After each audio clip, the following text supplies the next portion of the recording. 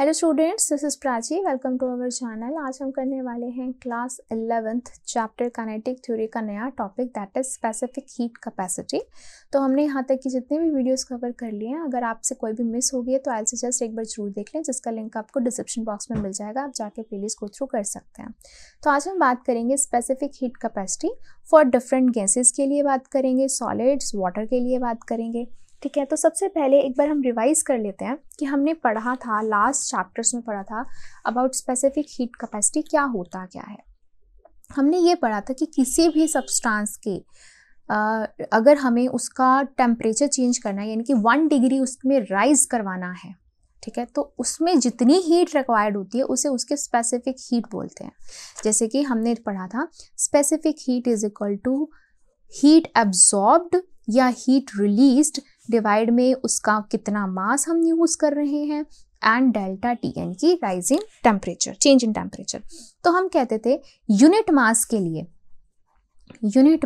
लिए अगर मैं 1 डिग्री अगर मुझे चेंज करना है उसका टेम्परेचर, तो जितनी हीट रिक्वायर्ड होती है वो उसकी क्या होती है, स्पेसिफिक हीट होती है। ये हम बोला करते थे, ठीक है, तो ये हमने पढ़ रखा है। सेम चीज़ अगर मैं यहाँ मास की जगह मोल्स यूज करती हूँ तो उसे हम बोलते हैं molar specific heat and which is denoted by C. वो जाता था आपका डेल्टा क्यू अपॉन में molar number of moles and delta T, ये हो जाता था। फिर हमें पता है कि ये जो सी होता है, ठीक है, मोलर स्पेसिफिक हीट, या इसको हम फिर से स्पेसिफिक हीट कैपेसिटी ही बोल देते हैं। सिर्फ डिफरेंस ये होता है कि ये मास प्रॉपर उसके लिए होता है किसी सब्सटेंस के लिए। यहाँ पे हम मोल्स की बात करते हैं, ठीक है, पर्टिकुलर मोल्स की बात कर लेते हैं, तो इतना खास डिफरेंस नहीं आता। तो अगर हम मोल्स की बात करते हैं एट कांस्टेंट वॉल्यूम, ठीक है, और हम क्या बात करते हैं, एट कांस्टेंट प्रेशर की भी बात करते थे, तो ये हो जाता था आपका CV और ये हम लिखते थे CP, ठीक है। तो number of moles eight constant volume, number of moles at constant pressure पे हम इनकी बात किया करते थे, राइट। अब यहाँ से हमें पता है कि अगर मैं मोल्स को फिक्स कर दूँ, ठीक है, नंबर ऑफ मोल्स को फिक्स कर दूँ, तो यहाँ पर जो हीट एब्जॉर्ब्ड या फिर हीट रिलीज होती है, ठीक है, वो किसकी इक्वल होती है, वो इंटरनल एनर्जी की इक्वल होती है, ठीक है। Heat is the form of energy. So हम C को, जो स्पेसिफिक हीट कैपेसिटी होती है, इसको हम लिख सकते हैं delta U by delta T भी लिख सकते हैं, delta U by delta T भी लिख सकते हैं। तो अगर हम नंबर ऑफ मोल्स को फिक्स कर देते हैं, मान लो, या फिर फॉर 1 मोल की बात कर लेते हैं, फॉर 1 मोल की अगर हम बात करते हैं तो यहाँ 1 पुट कर देंगे।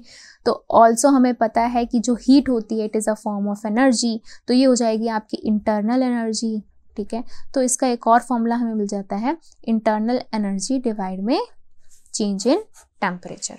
तो ये हमने एक तरीके से पहले चैप्टर्स में जितना भी हमने पढ़ा था इसके बारे में हमने रिवाइज कर लिया है। एंड वन मोर थिंग कि यहाँ पर ये जो हमने निकाली है ये है आपका at constant volume, it is at constant volume. How? According to thermodynamics का लॉ क्या कहता है आपका, delta Q equals to delta U plus P delta V, ये बोलता है, ठीक है। तो वैसे तो ये क्या होता है, डेल्टा Q ही होता है, ठीक है। तो जब हम कांस्टेंट वॉल्यूम रखते हैं तो this portion is 0, change in volume 0, क्या बचा आपके पास, delta Q equals to delta U। तो आपका जो जितनी भी हीट होती है वो किस में हो जाती है, आपकी इंटरनल एनर्जी में आ जाती है। तो ये आता है एट कांस्टेंट वॉल्यूम पे आता है। बाकी एट कांस्टेंट प्रेशर के लिए हमारे पास पिछले चैप्टर में से आपके पास रिलेशन है ही, that is CP minus CV equals to R, ठीक है। वहाँ से फिर हम आगे फर्दर फाइंड करते रहते हैं, but this formula is particularly for eight constant volume. अब हम बात करेंगे फॉर डिफरेंट एटॉमिक गैसेस के लिए हम निकालेंगे, ठीक है, फिर सॉलिड्स के लिए निकालेंगे और फिर गैसेस के लिए निकालेंगे। तो सबसे पहले हमने इस पे फोकस करना है ना, फिर हम फोकस करेंगे इस पे, फिर फोकस करेंगे इस पे। तो सबसे पहले हमें चाहिए क्या, इंटरनल एनर्जी चाहिए, है ना। और हमने लास्ट वीडियो में इंटरनल एनर्जी निकाली थी, मोनोएटॉमिक के लिए निकाली थी, डायटॉमिक के लिए निकाली थी, फाइन, याद आया आपको। तो याद करते हैं एक बार फटाफट से इंटरनल एनर्जी हमने कैसे निकाली थी। तो हमने इंटरनल एनर्जी जब फाइंड की थी वो कुछ इस तरीके से करी थी। सबसे पहले मोनो एटॉमिक गैसेस के लिए, मोनो एटॉमिक गैसेस के लिए जो इंटरनल एनर्जी हमने एवरेज निकाली थी वो निकाली थी internal energy for translational mode, for rotational mode, for vibrational mode. ठीक है, मोनो एटॉमिक मतलब कि एक एटम जिसके अंदर होता है। फिर हमने नोटिस करा था कि जितनी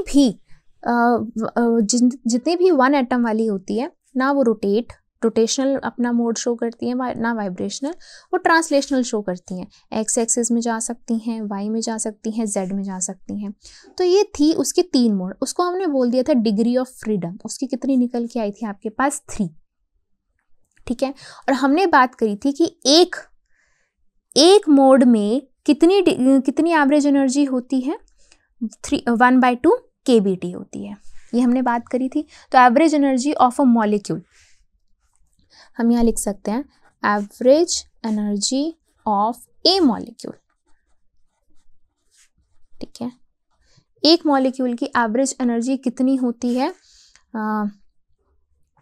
1/2 kBT।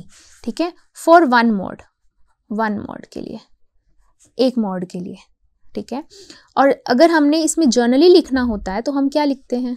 जर्नली मैंने आपको लास्ट में बताया था, E = F/2 kBT बताया था मैंने आपको लास्ट वीडियो में, where F is the degree of freedom कि कितने मोड्स में वो जा सकते हैं।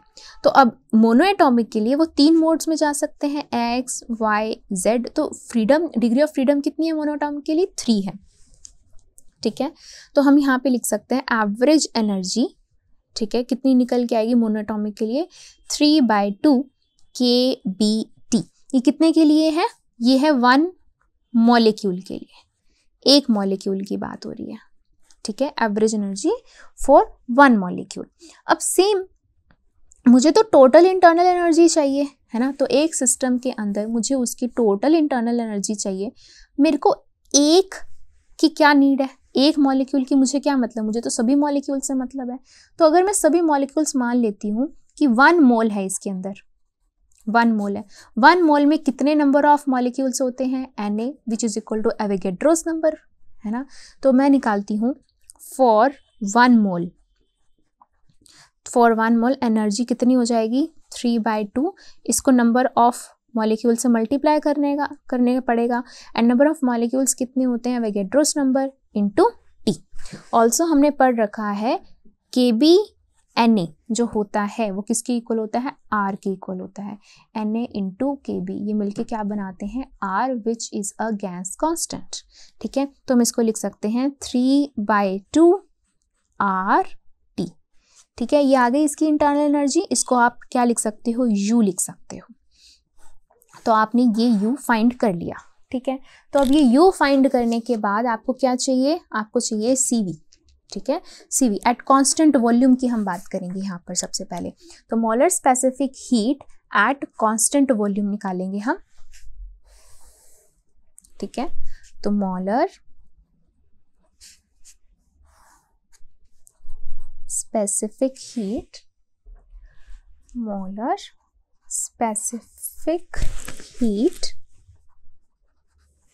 एट कांस्टेंट वॉल्यूम क्या हो जाता है? वो CV, that is internal energy में क्या करते हैं? Divide by temperature. ठीक है, तो अगर मेरे को डेल्टा U यूज़ कर रहे हैं तो यहाँ पर भी हम डेल्टा T यूज़ करेंगे। तो ये आ जाएगा आपके पास 3/2 R डेल्टा T डिवाइड में डेल्टा T कैंसिल, ये आ गया CV आ गया आपके पास 3/2 R। ये भी हम किसके लिए फाइंड कर रहे हैं? मोनो एटॉमिक के लिए फाइंड कर रहे हैं, राइट। अब जैसे हमारे पास CV आया है, we have to concentrate on CP भी चाहिए हमें। तो CP और CV का कनेक्शन हमने पढ़ रखा है। क्या होता है? हमने पढ़ा हुआ है CP - CV = R, ये हमने पढ़ा हुआ है ना। तो CP हमें निकालना है, CV हमने निकाल लिया है, दैट इज 3/2 R। तो ये हो जाएगा 3/2r और इधर क्या है r। तो यहाँ से Cp आपके पास कितना आ जाएगा r प्लस 3/2r। एलसीएम ले लेंगे, ये आ जाएगा आपके पास 5r/2। ठीक है, तो Cp आ गया 5/2r, राइट। अब ये आने के बाद वी नो दैट रेशो भी हम निकाल सकते हैं Cp और Cv का, विच इज कॉल्ड गामा। इसको हम गामा बोलते हैं, ratio of specific heats, that is Cp upon में Cv। तो ये क्या था 5/2r, ये कितना निकला था 3/2r, 2 से 2, r से r, ये हो गया 5/3। तो रेशो हमने निकाला मोनोएटॉमिक के लिए, वो कितना निकला 5/3।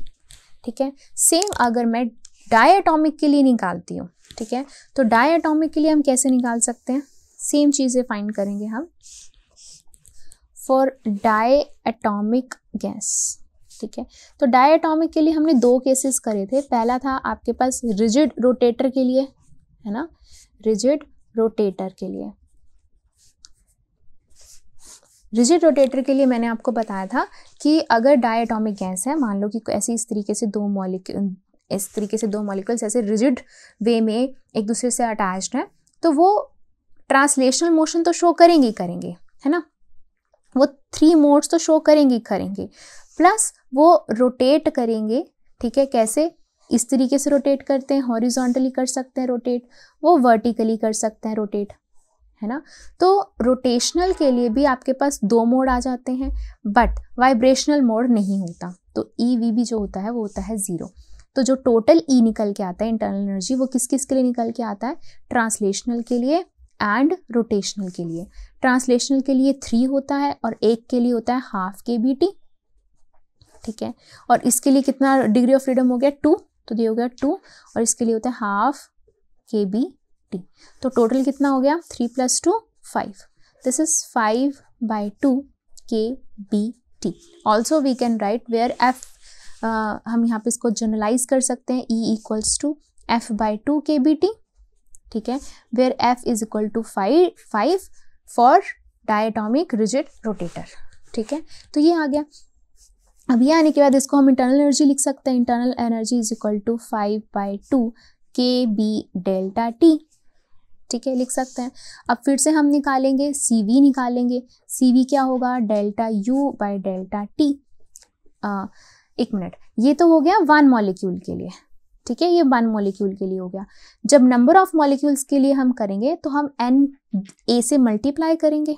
ठीक है, तो Na से मल्टीप्लाई कर देंगे तो क्या हो जाएगा, total energy of the system आ जाएगी। ये हो गया आपका 1 मॉलिक्यूल के लिए, ये आ जाएगा ऑल के लिए। तो Na ये क्या हो जाएगा 5/2 Na × kB, ये हो गया R∆T। तो जब यहाँ पुट करेंगे हो जाएगा 5/2 R∆T/ΔT, कैंसिल, ये आ गया 5/2R। Cv आ गया आपके पास। यहाँ से आप Cp निकाल सकते हो, that is Cp - Cv = R। तो ये हम किसके लिए कर रहे हैं, डायटोमिक रिजिड रोटेटर के लिए कर रहे हैं। तो Cp 5/2R = R, Cp = R + 5/2R। LCM ले लेंगे, सॉल्व कर लेंगे, ये आ जाएगा 7/2R। ठीक है, अब ये भी आ गया है, तो अब हम गामा निकाल सकते हैं। Gamma = ratio of molar specific heats, तो ये हो जाएगा 7/2R 5/2R। ठीक है, कैंसिल होके कितना आ जाएगा 7/5। ठीक है, रिजिड डायटोमिक के लिए। क्लियर होगी ये बात। अब सेम चीज़ अगर हम फाइंड करें रिजिड ना होके, ठीक है, नॉट रिजिड के लिए अगर हम निकालते हैं तो क्या होता है, तो जब हम डायटोमिक नॉट रिजिड रोटेटर की बात करते हैं, दैट मीन्स कि जो ये मॉलिक्यूल्स हैं वो रिजिड वे में एक दूसरे से अटैच नहीं है, यानी कि वो वाइब्रेट भी हो सकते हैं। तो इसके अंदर वाइब्रेशनल मोड भी आ जाता है एनर्जी का। तो वाइब्रेशन जब होती है, इधर इट इज दिस वे और it is in this way, to and fro motion होता है। तो इसके लिए कितने मोड्स आ जाते हैं, 2 मोड्स आ जाते हैं। तो टोटल एनर्जी कितनी हो जाएगी, ट्रांसलेशनल, रोटेशनल एंड वाइब्रेशनल। तो क्या करेंगे हम, ट्रांसलेशनल के लिए 3, ठीक है, और एक मोड के लिए ½ kBt, रोटेशनल के लिए 2 हॉरिजॉन्टल एंड वर्टिकल, और एक के लिए ½ kBt। फिर वाइब्रेशनल के लिए भी 2 और एक मोड के लिए हाफ kBt। तो कितना हो गया 3 + 2 + 2 7, तो ये हो गया 7/2 kBt। ये हो गया किसके लिए 1 मॉलिक्यूल के लिए, ठीक है। एंड अगेन फॉर 1 मोल तो मॉलिक्यूल्स कितने हो जाएंगे, Avogadro's number that is Na हो जाएगा।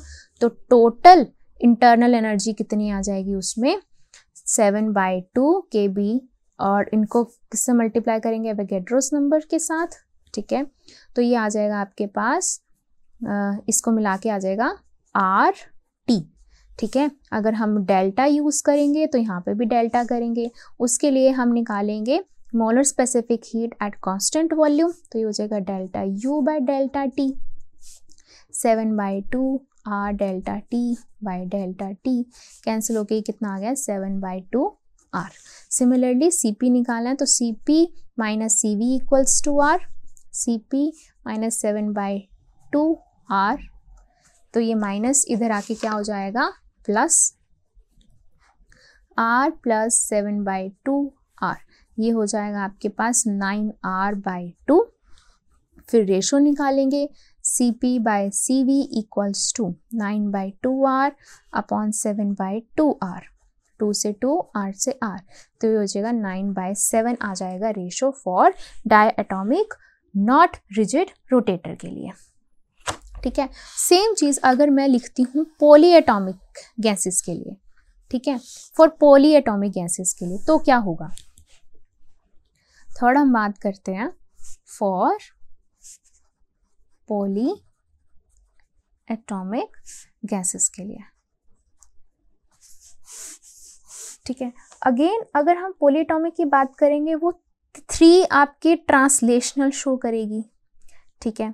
3 आपके पास आएंगे रोटेशनल के लिए आएंगे, ठीक है। ऑब्वियसली पॉलीएटॉमिक है कि कहीं भी वो किसी भी तरीके से ऐसे वो मूव कर सकती हैं, तीनों डायरेक्शंस में रोटेट हो सकती हैं, ऐसे ऐसे ऐसे, ठीक है।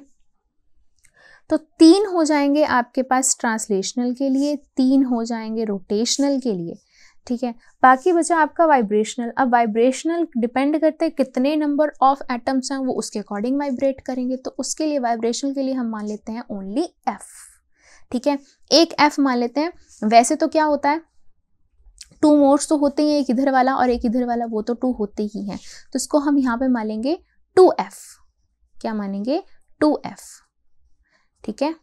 तो अब अगर हम यहाँ पर 2F के बारे में जानें तो ये एक्चुअल में है क्या। अगर हम डायटॉमिक की बात करते हैं तो डायटॉमिक में वी नो दैट कि एक बॉन्ड के साथ 2 एटम्स जुड़े होते हैं, अगर वो वाइब्रेट करेंगे तो उसके पास सिर्फ टू एंड फ्रो मोशन होगा, तो एक ही मोड होगा उसके पास, ठीक है। बट अगर हम सेम पॉलीएटॉमिक की बात करते हैं तो पॉलीएटॉमिक आयंस जो होते हैं, पॉलीएटॉमिक एटम्स जो होते हैं, उनके पास बहुत सारे मोड्स होते हैं वाइब्रेट करने के लिए। वैसे तो वाइब्रेशन क्या है, सिर्फ आगे और पीछे जैसे टू एंड फ्रो मोशन ही होता है, बट ये किस तरीके से हो सकता है तो आप देख पा रहे हो यहाँ पर वीडियो चल रही है, जैसे कि यहाँ पर सिमेट्रिकल शेकिंग है, एसिमेट्रिकल शेकिंग है, वेगिंग है, रॉकिंग है, सीजरिंग है, ट्विस्टिंग है, तो ये सब मोड्स आ जाते हैं आपके वाइब्रेशन के। तो ये एक टाइम पर ये सारे भी हो सकते हैं, एक टाइम पे 2-3 दिखा सकते हैं मोड।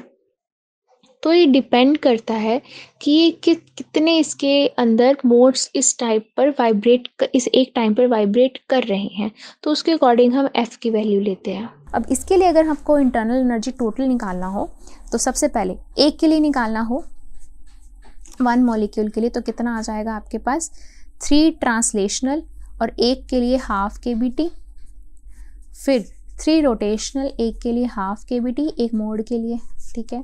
यहाँ पर 2F और यहाँ हो जाएगा हाफ kBt, हाफ से हाफ कैंसिल हो जाएगा, E कितना आ गया 3/2 plus 3/2 6/2 which is equal to 2, तो 2 प्लस यहाँ हो गया F और हमने कॉमन क्या ले लिया kBt, ठीक है। अब ये है 1 मॉलिक्यूल फॉर 1 मोल, 1 मोल के लिए हम इसको मल्टीप्लाई कर देंगे तो टोटल एनर्जी कितनी आ जाएगी उसके अंदर 2 + F kB into Avogadro's number तो ये हो जाएगा 2 + FRT, ठीक है, ये आ जाएगा। सेम CV निकालेंगे हम, तो डेल्टा यूज़ कर देंगे, तो delta U by delta T, तो which is equal to 2 + FR delta T by delta T, cancel, ये आ जाएगा CV हो जाएगा 2 + F × R। अगर मैं यहाँ पर CP के लिए निकालती हूँ तो CP minus CV equals to R, तो ये आ जाएगा आपके पास 2 + FR is equal to R, तो ये माइनस इधर आके क्या हो जाएगा प्लस का R + 2R + FR, तो ये हो जाएगा आपके पास 3 + F और ये आ जाएगा बाहर R, ठीक है। एक मिनट, अरे एक मिनट, 6/2 ये हो गया आपके पास 3 + F, 3 + F, इसको प्लस करेंगे 3/2 + 3/2, 6/2 कैंसिल हो गया, कितना आ गया 3, तो 3 + F, 3 + F, तो यहाँ पर 3 + 1 ये आ जाएगा आपके पास 4 + F, ठीक है, ये आ गया। अब हमने गामा निकालना है, दैट इज CP/CV, तो ये आ जाएगा 4 + F अपॉन में 3 + F, R/R, R से R कैंसिल, तो ये आ गया 4 + F अपॉन में 3 + F, ये आ गया आपके लिए, किसके लिए, पॉलीएटॉमिक के लिए, ठीक है।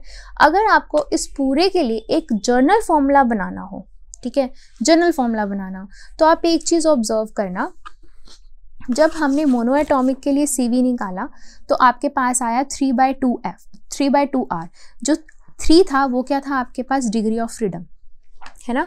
और जब हमने डायएटॉमिक के लिए निकाला तो डायएटॉमिक के लिए जो CV निकला वो आया 5/2R, where 5 was the degree of freedom, ये निकाला।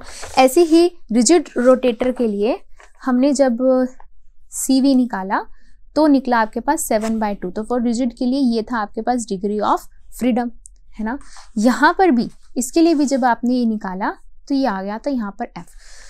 तो कहने की बात ये कि अगर हम इसको जर्नल वे में लिखेंगे CV को, तो CV को अगर जर्नल वे में लिखते हैं तो हम लिख सकते हैं in general CV equals to F/2R, लिख सकते हैं F/2R, ये जर्नल लिख सकते हैं। तो अगर आपको 1 मार्क्स में आता है, किसी भी कॉम्पिटिटिव एग्जाम में आता है, तो आप डिग्री ऑफ फ्रीडम यहाँ पे डायरेक्ट पुट कर सकते हो, चाहे मोनोएटॉमिक चाहे डायटॉमिक के लिए, ठीक है, जिसकी भी आपको पता है उसकी आप यहाँ पर पुट कर सकते हो और CV निकाल सकते हो। जैसे आप CV निकालोगे वहाँ से आप CP निकाल सकते हो, तो ये हो जाएगा माइनस F/2R, ये इधर आके प्लस हो जाएगा R + F/2R, ठीक है।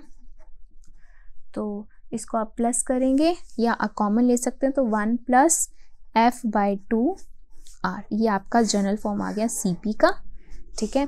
सेम अगर रेशो की बात करेंगे तो ये आ जाएगा 1 + F/2 अपॉन में F/2, इसका एलसीएम ले लेते हैं ताकि थोड़ा सा इजी हो जाए, 2 से 2 कैंसिल, 2 + F/F, और यू कैन राइट 1 + 2/F, तो ये हो जाएगा आपका journal CV, journal CP and journal gamma, ठीक है। इस तरीके से आप, अगर आपको डिग्री ऑफ फ्रीडम पता है, आप डायरेक्ट इन फॉर्मूलाज में पुट करके आप इजीली फाइंड कर सकते हैं, ठीक है। यस, वन मोर थिंग, ये जो हमने यहाँ पर इनके जो भी हमने जनरल फॉर्मूलाज बनाए हैं, ये फॉर्मूलाज हम तब लगा सकते हैं जब हमारे पास पर्टिकुलर मेंशन हो, पता हो हमें कि फ्रीडम ऑफ डिग्री जो है वो ये है। तो अगर हमें पता है किसी की डिग्री ऑफ फ्रीडम ये है, 5 है, 7 है, 3 है, तो उसमें पुट करके हमें कोई प्रॉब्लम नहीं, हम निकाल सकते हैं इन सब की वैल्यूज़। बट जैसे कि in case of polyatomic atoms हमें डिग्री ऑफ फ्रीडम कंफर्म नहीं होती है, तो वहाँ पर ये फॉर्मूलाज जो होते हैं वहाँ पे हमें फॉर्मूलाज नहीं लगा पाते हैं, ठीक है। बाकी के लिए जहाँ जहाँ आपको जिस मॉलिक्यूल की डिग्री ऑफ फ्रीडम पता है उसमें डायरेक्ट पुट करो, आप CV निकालो, CP निकालो एंड गामा निकालो। तो ये तो बात होगी ऑल अबाउट गैसेस की, ठीक है, मोनोएटॉमिक गैस, डायटॉमिक, पॉलीएटॉमिक। अगर मैं सेम चीज़ सॉलिड्स के लिए निकालूं तो क्या होगा?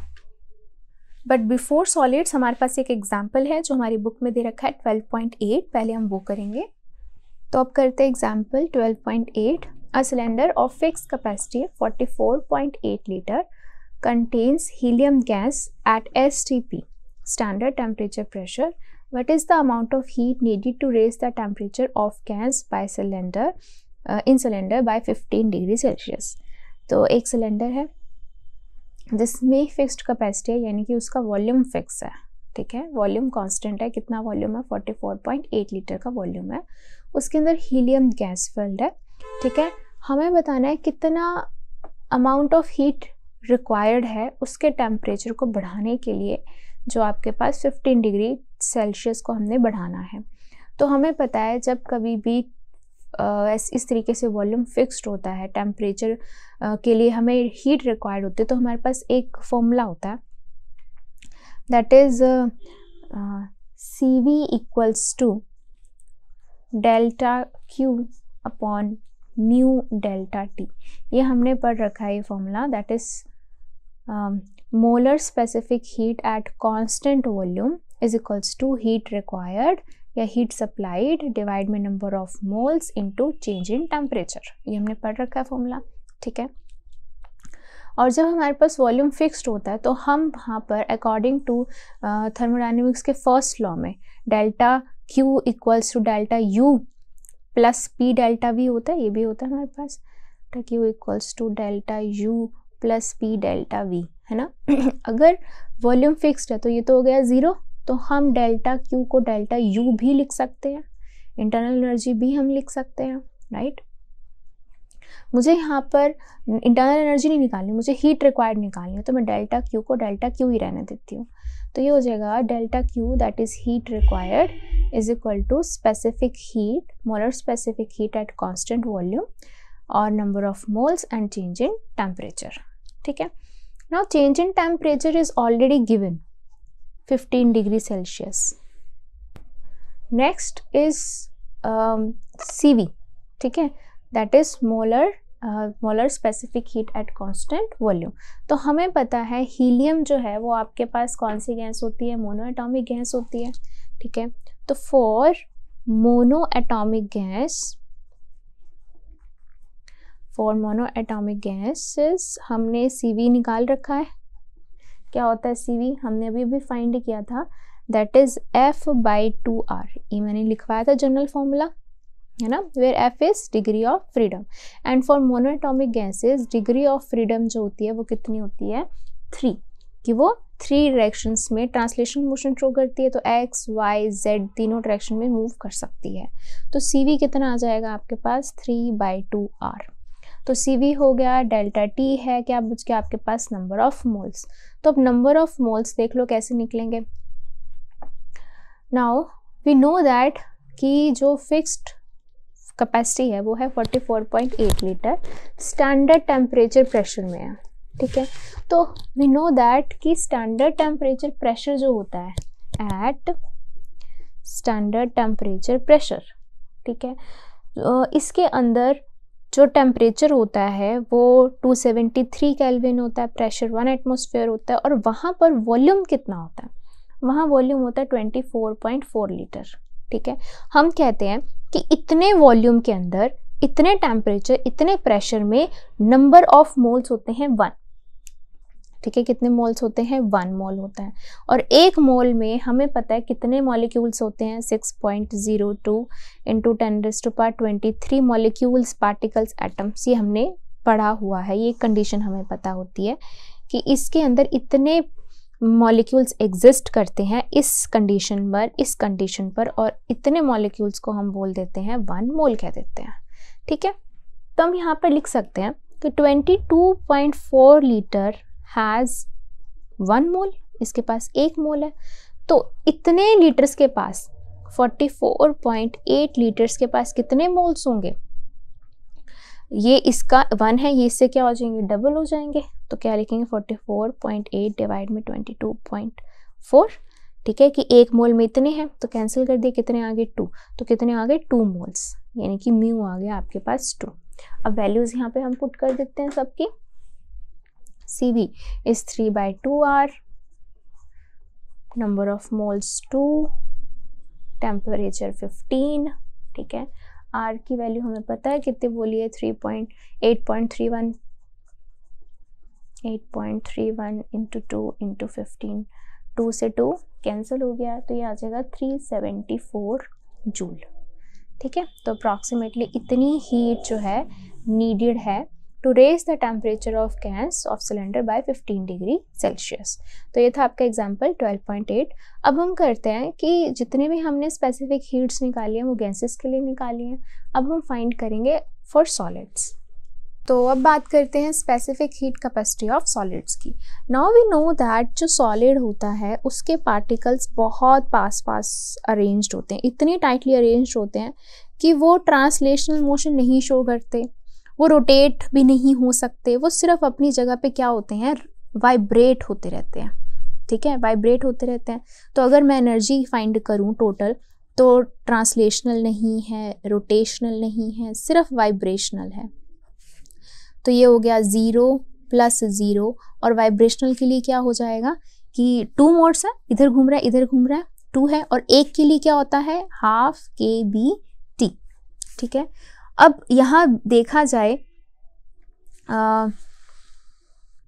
तो अब वाइब्रेशन भी जो है वो कैसे हो सकती है, ऐसे ऐसे ऐसे, तीनों मोड में हो सकती है वाइब्रेशन। ठीक है, तो इसको हम क्या करना पड़ेगा, 3 से मल्टीप्लाई करना पड़ेगा फॉर 3 डायमेंशंस। ठीक है, फॉर 3 डायमेंशंस। तो ये कितना आ जाएगा, 2 से 2 कैंसिल, ई कितना आ गया आपके पास 3 kBt, ये आ गया। तो ये किसके लिए होगा, 1 मॉलिक्यूल के लिए। अगेन फॉर 1 मोल तो टोटल एनर्जी कितनी हो जाएगी, उसको हमें किससे मल्टीप्लाई करना पड़ेगा, एवोगैड्रोस नंबर से, which is again equal to 3, ये हो जाएगा R, ये हो जाएगा T के इक्वल। अगर डेल्टा यूज करेंगे, यहाँ भी डेल्टा। अब यहाँ पे हम देखें तो delta U equals to 3 delta T आ चुका है। ठीक है, अब अगर मैं यहाँ पे फर्स्ट लॉ लगाती हूँ, ठीक है, फर्स्ट लॉ लगाते हैं। फर्स्ट लॉ क्या कहता है, delta Q equals to delta U plus P delta V कहते हैं। ठीक है, तो अगर सॉलिड्स में जो डेल्टा V होता है, इनकी चेंज इन वॉल्यूम, वो क्या होता है, ऑलमोस्ट नेग्लिजिबल होता है। तो अगर मैं कांस्टेंट प्रेशर रख लेती हूँ, तो एट कांस्टेंट प्रेशर, ठीक है, डेल्टा V क्या हो गया, नेग्लिजिबल हो गया। तो आपके पास डेल्टा Q क्या आ गया, डेल्टा U। ठीक है, तो C क्या हो जाएगा, delta Q by delta T, ये कितना आ जाएगा आपके पास 3R। That's it, simple. Delta T क्या हो जाएगा, कैंसिल। तो यहाँ पर जैसे मैंने लिखा है एट कांस्टेंट प्रेशर, तो यहाँ पर मैंने CP क्यों नहीं लिखा, ओनली C क्यों लिखा है, क्योंकि आप यहाँ पर ध्यान से देखो, यहाँ पर जो चेंज इन वॉल्यूम है वो भी नेग्लिजिबल है, यानी कि एट कांस्टेंट वॉल्यूम भी आपका क्या आ रहा है, C equals to delta Q by delta T which is equal to 3R। तो ये जो सॉलिड्स के लिए आपकी स्पेसिफिक हीट होती है, उसमें वॉल्यूम में तो इतना कोई चेंज नहीं आता है, और इसीलिए at constant pressure and constant volume दोनों पे ही जो स्पेसिफिक हीट होती है वो 3R होती है। तो इसमें ऐसा नहीं है कि आप अलग से CP निकालेंगे, अलग से CV, दोनों ही स्पेसिफिक हीट जो है वो कितनी है, CR है। अब बात करते हैं specific heat capacity of water. Same चीज़ अगर मैं वाटर के लिए निकालती हूँ, ठीक है, फॉर वाटर, तो वाटर में एक चीज़ ध्यान देना, वाटर के जो मॉलिक्यूल्स होते हैं, जैसे कि हम यहाँ पर H2O की बात कर रहे हैं, तो H, ठीक है, इसके जो मॉलिक्यूल्स होते हैं, ये मॉलिक्यूल्स बहुत रिजिड होते हैं। ठीक है, ये कुछ भी शो नहीं कर रहे हैं कि मतलब कि अपना ना ट्रांसलेशनल रोटेशनल कुछ नहीं, सिर्फ इनके पास भी सिर्फ और सिर्फ क्या है, वाइब्रेशन के लिए ही इनका मेन चीज़ है, बाकी ना ट्रांसलेशन शो करते हैं ना रोटेशनल शो करते हैं, क्योंकि बहुत रिजिड होते हैं। तो हम यहाँ पे लिखेंगे treating 1 atom of water as solids की तरह अगर मैं उसको ट्रीट करती हूँ, तो उसमें एक मॉलिक्यूल के लिए एनर्जी कितनी थी, तो 1 के लिए कितनी थी, 3 kBt। ठीक है, तो 3 के लिए कितनी हो जाएगी, फॉर 3 एटम्स के लिए कितनी हो जाएगी, 3 से हम मल्टीप्लाई कर देंगे इसको, 3 kBt। तो ये E कितना आ गया आपके पास, 9 kBt। तो अगेन इंटरनल एनर्जी के लिए हमें क्या करना पड़ेगा, इसको एवोगैड्रोस नंबर से मल्टीप्लाई, तो ये आ जाएगा 9RT। अगेन अगर मैं इसकी C फाइंड करती हूँ तो C सिंपल आपके पास कितना आ जाएगा, delta U by delta T। ठीक है, ये आ गया आपके पास 9R delta T by delta T, cancel होके C कितना आ गया, 9R। ठीक है, तो ये हमने देख लिया कि इसकी जो स्पेसिफिक हीट कैपेसिटी है वो बहुत अच्छी है, दैट इज़ 9R। इसको जब हम कैलकुलेट करते हैं, यानी कि R की वैल्यू जब हम यहाँ पे पुट करेंगे तो we will get near about 4.17 joules. ठीक है, यानी कि एक मोल में नियर अबाउट 9R की कैपेसिटी होती है।